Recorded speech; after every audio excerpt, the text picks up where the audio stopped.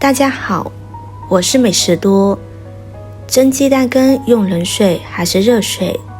水的比例是多少？掌握这几点，保证你蒸出来的鸡蛋比豆腐还嫩。鸡蛋羹很多人都爱吃，但是能把它做好的人却不多。尤其是很多人自己在家做鸡蛋羹的时候，不知道为什么做出来的鸡蛋羹总是没有饭店里面的鸡蛋羹那么滑嫩，不光滑，而且还有许多的蜂窝组织和气孔。其实想要蒸出来的鸡蛋羹滑嫩如豆腐，光滑平整，还是有技巧的。今天就把这些诀窍分享给大家，学会了，保证你也能蒸出嫩如豆腐、光滑如镜子的鸡蛋羹。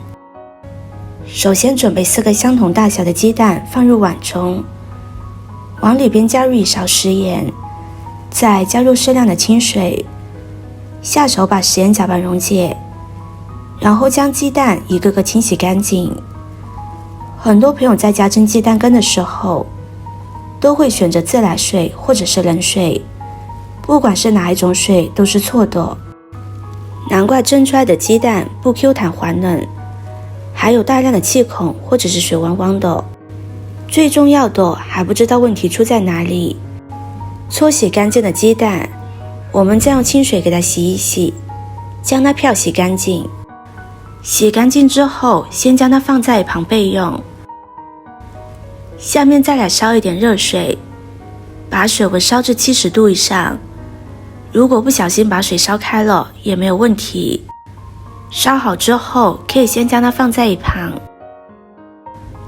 接着把洗干净的鸡蛋打入碗中，先打入2个鸡蛋，再加入一点点食盐，然后用筷子以打圈的方式来搅拌，一定要左右晃动，这样打出来的鸡蛋液、鸡蛋清、鸡蛋黄才能更加均匀的混合在一起。像这样就可以了。取出一个刚才打开的鸡蛋壳，往里面加入凉水，我这里用的是凉水，加水的量需要加入6个半个蛋壳的水，水的总量和鸡蛋总量的比例是 1.5比1。冷水加好之后，继续用筷子搅打一会儿，让鸡蛋液和水分充分的混合均匀。我曾经听到一位大厨说过，蒸鸡蛋羹的时候在里面加入一点食盐，既可以增加一个底味，而且还可以加速鸡蛋液的凝固，所以我这里面加入了一点食盐，这样来回搅打1分钟左右，表面就会出现特别密集的泡泡。然后再准备一个漏勺，将搅好的鸡蛋液过滤一下。不管我们打得再均匀，里面总是会有些残渣，它是搅拌不均匀的。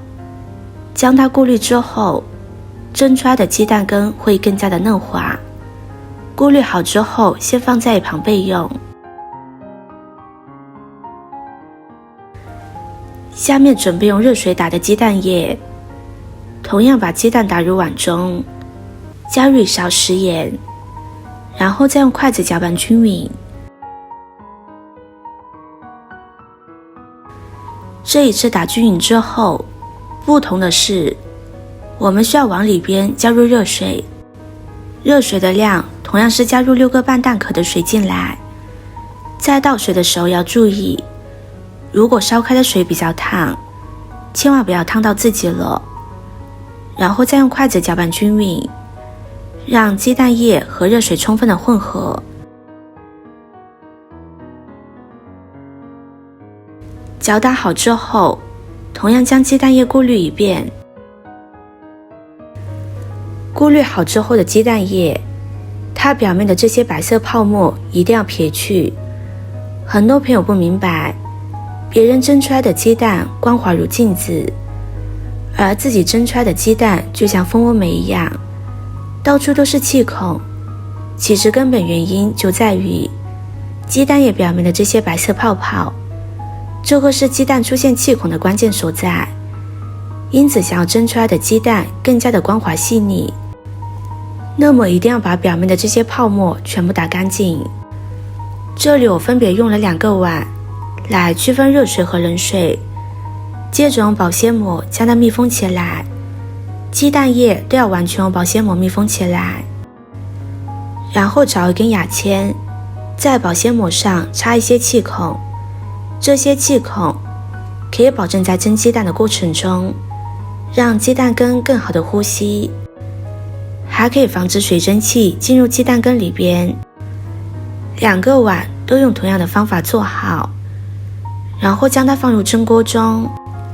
很多人蒸鸡蛋羹都是冷水上锅蒸，其实用开水蒸的话可以大大缩短蒸的时间，而且蒸出来的鸡蛋羹口感会更好。